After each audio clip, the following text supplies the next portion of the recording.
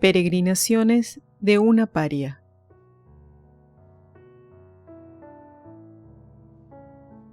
Por Flora Tristán.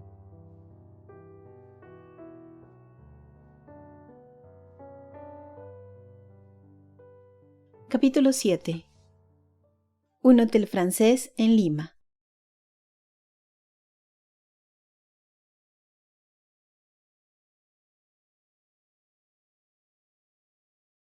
La señora de Noel me condujo a un salón amueblado a la francesa.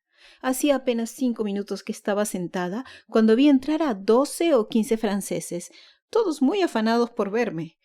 Me conmovió esta prueba de interés, conversé algunos instantes con ellos y les agradecí esta acogida afectuosa.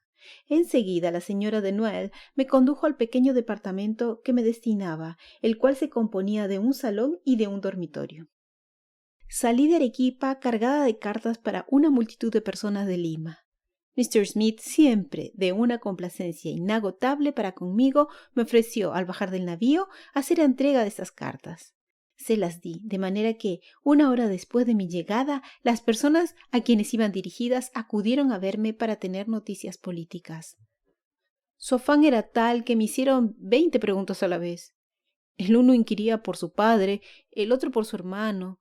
Don Belisario de la Fuente, a quien encontré alojado donde Madame de Noel, quería saber qué había sucedido a su esposa y a sus 11 hijos. Este lloraba por su hermano a quien habían matado.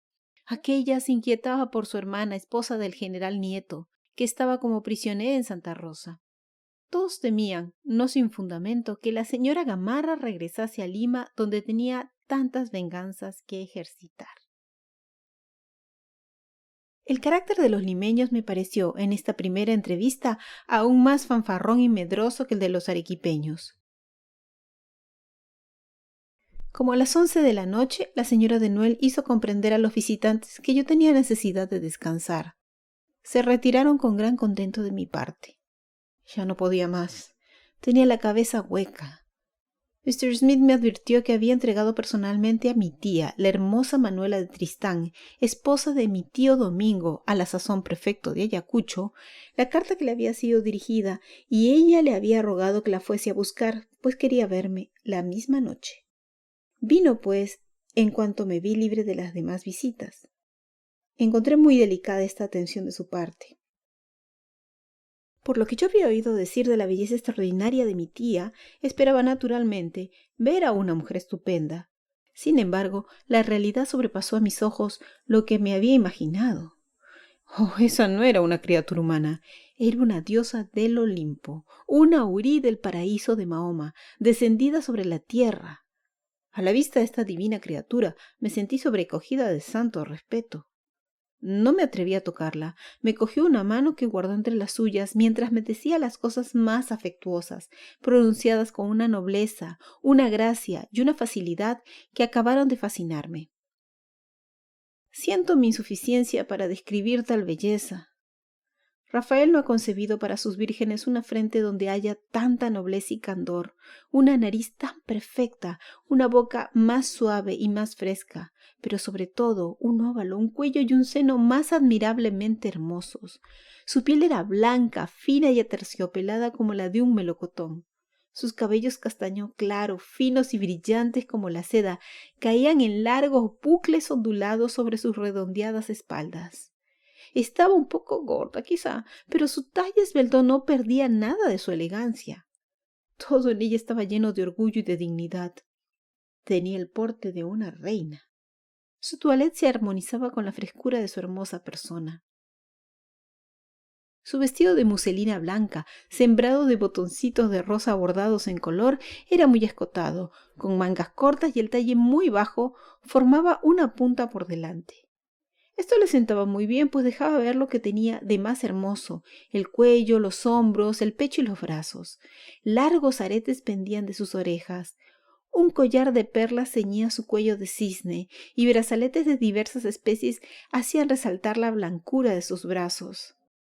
Un gran manto de terciopelo color celeste oscuro y forrado en raso blanco envolvía ese hermoso cuerpo, y un velo de encaje negro echado negligentemente sobre su cabeza la preservaba de las miradas indiscretas de los transeúntes.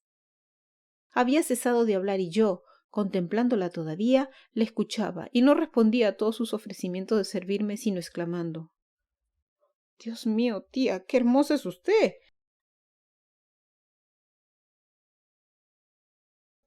¿Quién podría explicarme el mágico imperio de la belleza? De ese ascendiente irresistible que armoniza todo, sin tener en sí una apariencia que se pueda definir. De esa emanación divina que da la vida a las formas, a los colores, vibra en los sonidos y se exhala en los perfumes. De ese poder magnético, esparcido según los fines de la providencia sobre todos los seres de la creación. Jerarquía que sale de Dios, que desciende al átomo y que ningún ojo puede percibir. Esta causa oculta que determina nuestra elección, nuestras predilecciones y que nos fascina. En una palabra, la belleza, en cualquier forma que se muestre, aérea, visible o palpable, penetra todo mi ser con su dulce influencia. Los perfumes de las flores, los cantos de los pájaros me la hacen sentir. La experimento a la vista del gigante de la selva, cuya copa se eleva hasta la región de las tempestades. A la vista de la gracia salvaje del animal indómito, a la aparición de un hombre como el comandante de las Challenger o de una mujer como mi tía Manuela. Y en presencia de la belleza, de esa sonrisa de los dioses, palpitante de admiración y de placer, mi alma se eleva al cielo. Mi tía insistió mucho para que fuese a vivir a su casa. Le agradecí, excusándome con la molestia que podía ocasionarle. Como era muy tarde, dejamos la decisión para el día siguiente. Después de su partida, la señora de Noel se quedó conversando conmigo, de suerte que era más de la 1 cuando me encontré sola.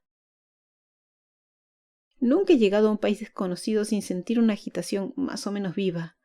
Mi atención, casi a pesar mío, se dirige sobre todo lo que me rodea, y mi alma, ávida por conocer y comparar, se interesa por todo. La sucesión de personas y de cosas que habían desfilado delante de mí desde mi desembarco en el Callao me agotaron hasta el punto de que, a pesar de mi cansancio, me fue imposible dormir. Mi pensamiento me mantenía en vela y no cesaba de reproducir las impresiones que acababa de sentir. Me adormecí al amanecer y soñé con los hermosos naranjos, con las lindas limeñas con saya y con la aparición de mi tía. Desde las 8 de la mañana, la señora de Noel entró en mi cuarto y pronto dirigió la conversación sobre mi tía. Me dijo con aire confuso que, en interés mío, creía deber instruirme sobre algunas particularidades de la señora Manuela de Tristán. Me refirió que desde hacía largos años Manuela tenía amores con un americano del norte a quien amaba mucho y del que estaba excesivamente celosa. Madame de Noel me habló en forma de dejarme conocer el fondo de su pensamiento. Temía verme aceptar la hospitalidad que me había sido ofrecida, no tanto por el gasto que podría ocasionar, sino por el deseo vehemente de tenerme a su lado durante mi estadía en Lima. Si de antemano no hubiese estado decidida a rechazar los ofrecimientos de mi tía, lo que acababa de saber bastaba para impedírmelo. Ya había llegado a conocer el corazón humano lo suficiente para comprender que no debía alojarme en casa de una mujer si corría el riesgo de convertirme en objeto de sus celosas sospechas, y también si me interesaba no provocar su odio, que ciertamente quería evitar. Al dejar la casa de mi tío Pío, me había prometido a mí misma no aceptar la hospitalidad de ningún pariente. Hablé de esto un día con Carmen y ella me dijo: «Hará usted bien, Florita. Vale más comer pan en casa de uno que bizcocho en la de los parientes». Tranquilicé, pues, a Madame de Noel. Traté el precio con ella, a razón de 2 pesos por día, y cuando regresó mi tía le hice comprender que nos molestaríamos mutuamente. Quedó convenido en que me quedaría en el hotel. Creí ver que mi discreción causaba gran placer. Sin embargo, mi situación pecuniaria debía causarme inquietud. Salí de Arequipa con algunos cientos de francos y mi tío me dio una carta de crédito por 400 pesos, pero únicamente destinada a pagar mi pasaje. Estipuló que no podía tocar su importe hasta el momento de mi partida, con lo que me hizo comprender a las claras que me daba este dinero con la condición de salir del país. No había navíos en franquicia y sabía por Mr. Smith que no los habría antes de 2 meses. Mi permanencia durante todo este tiempo en el hotel era un desembolso de 100 pesos y además me veía obligada a hacer algunos gastos pequeños en mi vestido. Comprendí que necesitaba por lo menos 200 pesos para hacer frente a todas estas necesidades. Puedo decir que he tenido todas las desgracias fuera de una, la de tener deudas. El temor de contraerlas ha dominado siempre mi conducta. Contando con cuidado antes de gastar, jamás he debido un centavo a nadie. Y cuando hice este cálculo de 200 pesos y no encontré más que 20 en mi bolsillo, estuve, lo confieso, muy asustada. Mi guardarropa era, ya lo he dicho, más que mezquino. Me puse a examinarlo a pesar de todo y, pluma en mano, valoricé pieza por pieza para ver cuánto podía obtener por estos trapos si hacía una venta en momentos de mi partida. Vi que el producto ascendería a más de 200 pesos. Cuando adquirí esa certidumbre, ¡ah! Me sentí feliz, muy feliz. Había renunciado, al dejar Escudero, a todos mis grandes proyectos de ambición y no quería oír hablar más de política. Volví a ser joven, alegre y por primera vez en mi vida de una despreocupación completa. Jamás he gozado de mejor salud. Engordaba a ojos vistas, comía con apetito, dormía perfectamente. En una palabra, puedo decir que esos 2 meses constituyen la única época de mi existencia en la que no he sufrido. Al día siguiente de mi llegada tuve algunos desagrados con el cónsul de Francia, Monsieur Barrère. El asunto fue el siguiente. A raíz de mi salida de Arequipa, los franceses residentes en aquella ciudad, aprovechando la ocasión, dirigieron un pedido colectivo a Monsieur Barrère para que invistiera a Monsieur Lévry de poderes especiales a fin de que éste pudiese proteger sus intereses gravemente comprometidos por los últimos acontecimientos políticos. Monsieur Morinier me había rogado a nombre de los peticionarios que expusiese de viva voz al cónsul los motivos poderosos que los había inducido a presentar tal solicitud. Comprendí muy bien la posición de todos ellos y les prometí cumplir con mi doble misión. Por la mañana envié al cónsul la carta de mis compatriotas y le escribí 2 palabras para informarle que estaba encargada de hacerle conocer verbalmente la cruel situación en que se encontraban los franceses de Arequipa. Agregué que el asunto era urgente y que, retenida en el hotel por una indisposición, si quería honrarme con su visita, podría exponerle enseguida lo que le interesaba saber. Esas son las palabras textuales de mi carta. Costará trabajo creer que Monsieur Barrère las encontró ofensivas para su dignidad consular, y sin embargo, así fue. Preguntó quién era yo, y dónde había sido educada para ignorar las conveniencias hasta el punto de pensar que él, el cónsul, era quien debía ir a hacerme una visita. 2 o 3 personas vinieron a decirme que no se hablaba sino de la carta altanera que había escrito al cónsul, quien estaba muy escandalizado. Mi admiración fue grande. Leí a todo el mundo el borrador de mi carta que felizmente había conservado, y nadie comprendió nada de la gran ira de Monsieur Barrère. Expliqué el motivo de mi apuro en comunicar al cónsul aquello de que me estaba encargado, y todos aprobaron la sencilla gestión hecha por mí. Creo que le hicieron reflexionar en lo inconveniente de su conducta, sobre todo tratándose de una mujer, pues la noche siguiente me envió a su sobrino para excusarse ante mí por no haber venido a verme, porque su salud no se lo había permitido. El sobrino se presentó como secretario de su tío y me pidió en esta calidad los informes que iba de dar al cónsul. Pero este joven me pareció tan poco capaz de comprender la menor cosa que no me preocupé en comunicarle ningún detalle y lo despedí diciéndole que escribiría al señor cónsul lo que hubiese preferido decirle a viva voz. Así son los hombres encargados de velar por los intereses franceses en el extranjero.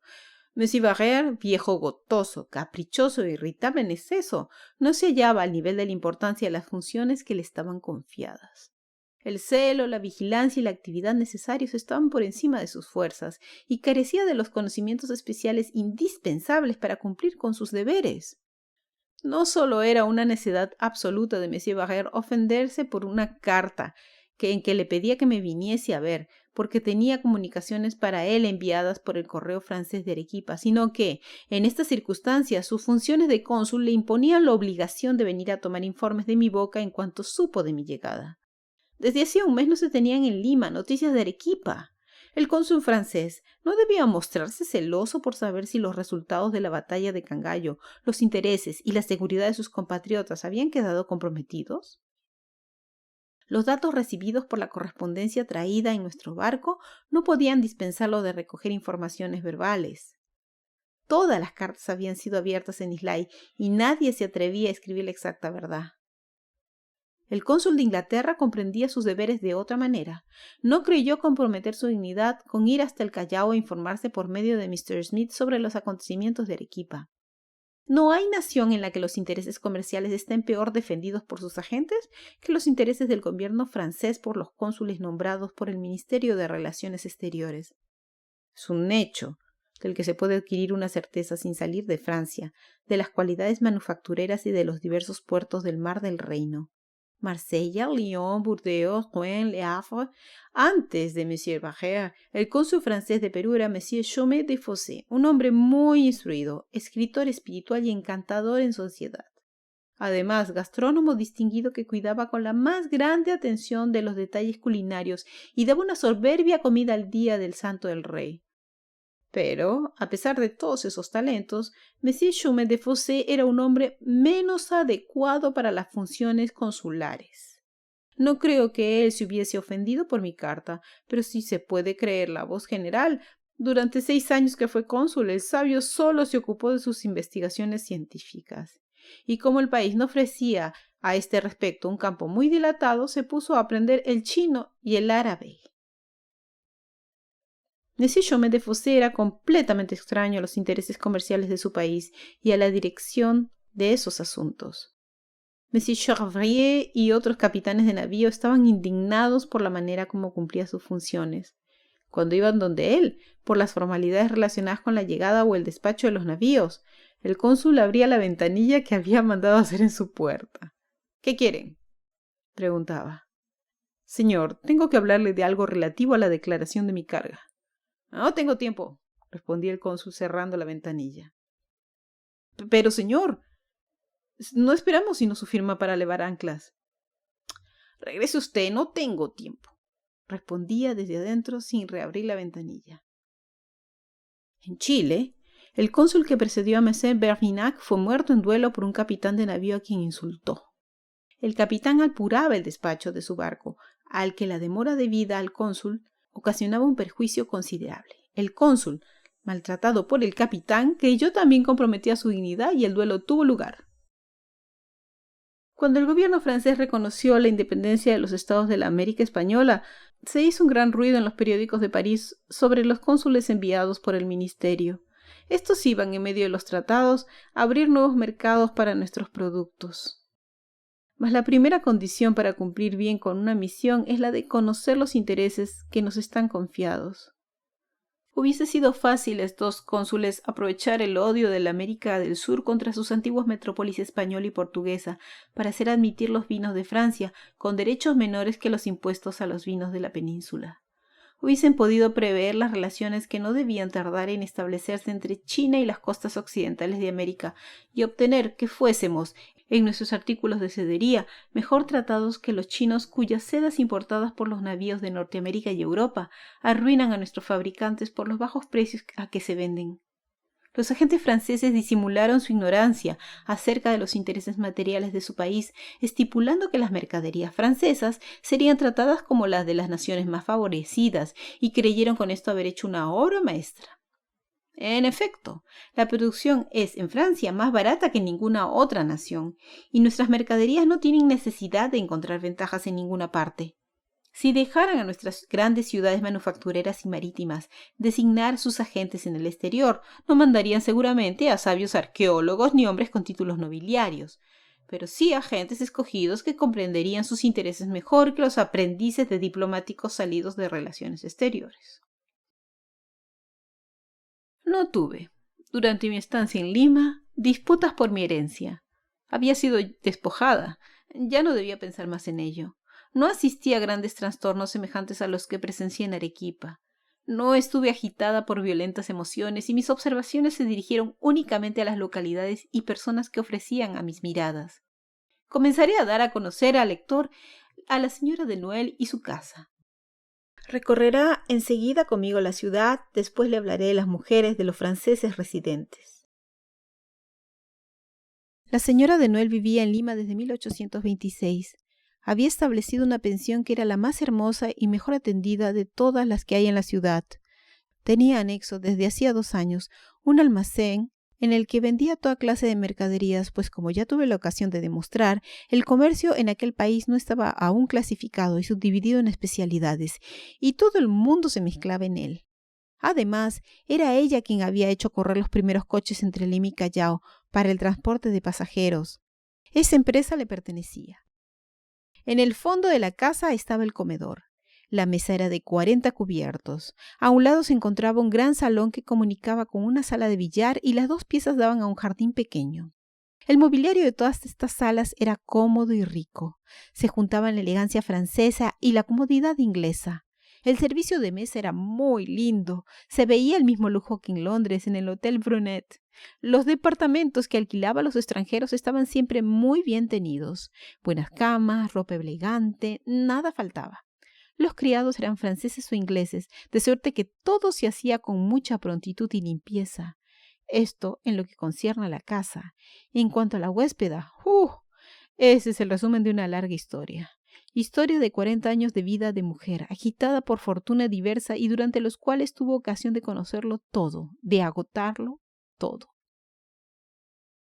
La señora de Noel, que hoy tiene un hotel en Lima, no es otra que la hermosa, la magnífica, la seductora Mademoiselle Auvet, que debutó en la ópera con el papel de la Vestal. Su voz fresca, sonora y de amplio registro obtuvo en ese papel el éxito más brillante. Fueron aplausos frenéticos, aturdidores, en la primera, segunda y tercera aparición de Mademoiselle Auvet. 3 veces coronada por las aclamaciones del público entusiasta, la debutante llegaba a la cumbre de las grandezas teatrales y firmó un contrato de 15.000 francos al año con el director. En la embriaguez de su alegría convidó a todos sus amigos a un banquete espléndido. Fue un día de gloria y felicidad. ¿Cuántos adoradores tuvo? El mundo entero estaba a sus pies. El sonido de su voz vibraba en todos los corazones y se esperaba que en todos los papeles Mademoiselle Auvet sería tan sublime, excitaría los mismos transportes y haría sentir los mismos arrebatos que el de la Vestal. Cuántas envidias suscitó el éxito tan brillante. Su nombre estaba sobre el cartel. La multitud invadía el teatro. Mademoiselle Auvet representaba un nuevo papel. Se presentó.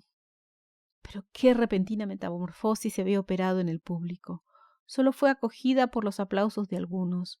Desde la primera escena su voz, su aire, su modo de actuar provocaron murmullos. Cantó un aria y la multitud permaneció muda. Ningún aplauso la alentaba. Escuchó hasta observaciones malévolas. La desgraciada entró a los bastidores con la cabeza ardiente y las arterias hinchadas como si se le fuesen a romper. Su boca estaba seca, bebió para humedecerla, repasó su partitura que temía no saber bien. El público esperaba. Era menester reaparecer en la escena. En aquella noche todo le fue fatal. El vestido no le sentaba, la hacía parecer más alta y más delgada de lo que en realidad era. Todos los anteojos se dirigían hacia ella. Los mismos que otras veces la habían encontrado tan hermosa, exclamaron: ¡Es fea! La actriz no oyó esas palabras, pero la relación magnética que existe entre el actor y el público le hizo comprender que las habían dicho. Estaba aterrada, las lágrimas la ahogaban y un temblor agitaba sus miembros. Vio todo el peligro de su situación y su terror redobló. Sin embargo, tenía que cantar. Con la fuerza de la desesperación cantó, pero su voz temblaba y cantó en falsete. Enseguida la gritería se elevó en todas partes y los silbidos acabaron por trastornar a la desgraciada artista. Sentí un sudor frío por todo el cuerpo. No oía ya la orquesta. Sus miradas espantadas se detuvieron sobre los millares de cabezas cuyas risas le escarnecían, cuyas palabras la ultrajaban. Permaneció inmóvil, deseando que el piso se hundiese bajo sus pies para verse libre para siempre de esas risas infernales, de esos gritos demoníacos. El murmullo aumentaba. La infortunada ya no vio nada. Una nube delante de los ojos le ocultaba las luces. Toda su sangre afluía hacia su corazón. Las piernas se le doblaban bajo su peso. Hizo un último esfuerzo y se precipitó fuera del proscenio, donde cayó como muerta. Madame de Noel me ha referido muchas veces su desventura. La impresión fue tan cruel y su recuerdo se grabó tan profundamente en su memoria que, sorprendidos en el Cabo de Hornos por una violenta tempestad, cuando todos a bordo, presa de la desesperación, veían la muerte en cada ola, ella decía al capitán: «No es desde hoy que conozco la tempestad. Usted está allí como yo estaba sobre las tablas». Este conocimiento cerró el porvenir de Madame de Noel. Le fue imposible reaparecer en la ópera y después de haber sido contratada en el primer teatro lírico del mundo, su amor propio de artista le indujo a rechazar todas las propuestas que le hicieron en los teatros de Lyon, Burdeos y Marsella. Prefirió expatriarse. Estuvo mucho tiempo en la corte de Luis de Bonaparte en Holanda y Westfalia con Jerónimo. A la caída del emperador se encontró sin empleo y representó en los teatros de Dublín y Londres. Desde 1815 hasta 1825, su vida no presentó sino un tejido de acontecimientos de los cuales varios fueron funestos. Perdió por completo la voz y engordó demasiado para aparecer en el teatro. Entretanto, se había casado con Monsieur de Noailles, hombre suave, cortés y muy bien educado. Después de haber ensayado de todo para hacer fortuna sin triunfar en nada, decidió irse al Perú con la esperanza de que allí la suerte le fuese menos adversa. Llegó con muy poco dinero y como Madame Aury de Valparaíso, fue a Chavry a quien debió la posibilidad de establecerse. Su hotel había prosperado más allá de sus esperanzas. Cuando la conocí, trataba de venderlo, pues deseaba regresar a Francia, donde podía vivir cómodamente con 10.000 libras de renta que había economizado. Con un carácter diferente, ella podría ser muy feliz en Lima, pero no era así. Madame de Noailles estaba dotada de un espíritu vivo e inteligente. Su corazón, mediocremente sensible, no se conmovía sino en las grandes ocasiones. Su educación por completo volteriana, las repulsas soportadas en el ejercicio de su profesión y los 30 años de decepciones y desgracias sufridas no habían contribuido poco a endurecerla. Nunca había tenido hijos, de suerte que ningún sentimiento tierno, ninguna dulce emoción había echado algunas flores en esta vida árida, toda llena de egoísmo y de indiferencia. Madame de Noailles era, en general, detestada en Lima. Sus sarcasmos herían a todo el mundo, y no había persona a quien no lo hubiese alcanzado. Todos habían sido ridiculizados en sus bromas. Esta mujer tenía realmente el talento muy notable de coger el ridículo, las manías y el aire mismo de los individuos. Torcía la nariz, los ojos, cojeaba, visqueaba, tartamudeaba, fingía contracciones, todo con gran verdad y comicidad que era de perecer de risa. Como se puede asumir, el ejercicio de semejante talento le había suscitado implacables enemigos. Muchas personas hacían un largo rodeo para no pasar delante de la tienda de Madame de Noailles por temor a ser objeto de una de sus caricaturas. Contaba todo con tanta alegría como espíritu y su conversación, en extremo variada, era lo más divertida. Se le acusaba de ser déspota en su casa, de tratar mal a su marido, de ser áspera y hasta mala con sus inquilinos. Estos reproches eran fundados y, sin embargo, para ser justos, no había que callar sus buenas cualidades. No se le reconocía ninguna, y a pesar de todo las tenía. El orden y la economía con que dirigía su casa, su vida sedentaria y laboriosa, son rasgos que no deberían omitirse para que el retrato se pareciera. Cualidades tanto más notables porque se encontraban en una mujer cuya vida había sido tan disipada. Pero los hombres no tienen en cuenta en los demás sino las cualidades de que sacan provecho. Madame de Noailles tenía por entonces 56 años. Parecía no tener sino 40. Siempre pensé que aumentaba la edad por coquetería. Era una mujer de 5 pies y 3 pulgadas de estatura, gruesa en proporción, de buen color, con los cabellos muy negros, todos sus dientes, los ojos vivos, atrevidos, malévolos, los labios delgados, la nariz arremangada y la fisonomía dura, de expresión sardónica y arrogante. Estaba siempre arreglada con mucha sencillez y con extrema limpieza.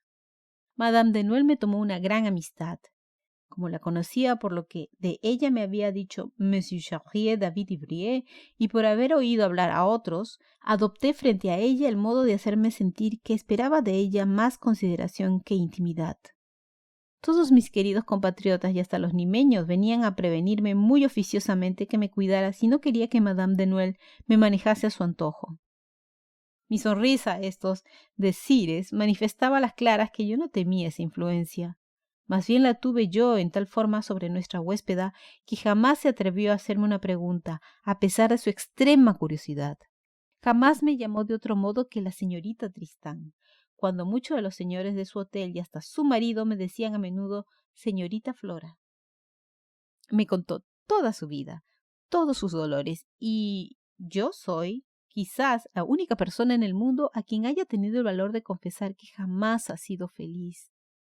Aunque sea, según dicen, de una gran sequedad de corazón, me complazco en afirmar aquí que conozco en su vida 2 o 3 rasgos de una sublime abnegación y me prueban que su alma no ha sido siempre inaccesible a los sentimientos generosos.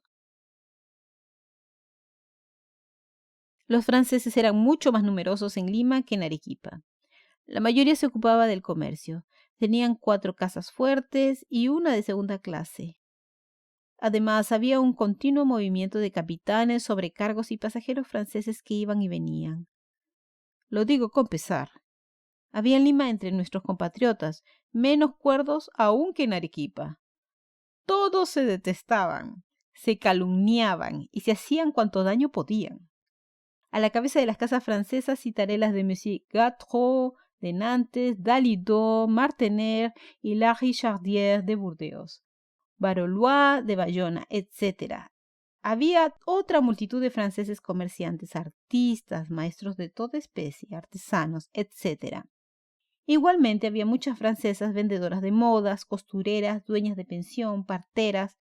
Toda esta gente trataba de hacer fortuna con más o menos éxito. En 8 días, Madame de Noailles me puso al corriente de todo lo que se hacía en la ciudad. Me hizo conocer por sus relatos a la mayor parte de las personas, tan bien como si las hubiese yo estudiado durante 10 años. Jamás he llevado una vida más variada y más distraída, pero sin embargo, no me habría agradado continuarla. Apenas tenía un momento para escribir mi diario. En cuanto estaba sola, Madame de Noailles subía a mi cuarto y su interminable conversación era tan instructiva como graciosa. Almorzaba y comía con los pensionistas. La casa reunía a muy buena sociedad. Oficiales de la marina inglesa, americano-francesa, negociantes y gentes del país. Mientras duraba la comida me divertía mucho. Y como tengo el oído muy fino, la maliciosa Madame de Noailles, a cuyo lado estaba yo colocada, me decía en voz baja las cosas más graciosas, las más chistosas sobre las personas presentes, y todo esto haciendo con gracia los honores de la mesa sin que su cara traicionase en nada las palabras que me decía. Después de la comida me refería chismes o remedaba a los individuos y siempre me hacía reír hasta las lágrimas. Lo que me ganaba su buena voluntad era saberla escuchar. No tenía yo en ello gran mérito porque me agradaba oírla. Pero qué tesoro para una actriz encontrar después de 10 años de destierro a una persona a quien sus gestos divierten y sus relatos interesan. Sin embargo, tenía muy poco tiempo que consagrar a Mademoiselle Auvet. Por la mañana recorría la ciudad. Iba a menudo a comer a las casas donde me invitaban. Y las visitas, los paseos, el teatro, las reuniones y las charlas íntimas con mis nuevos amigos me ocupaban todas las noches.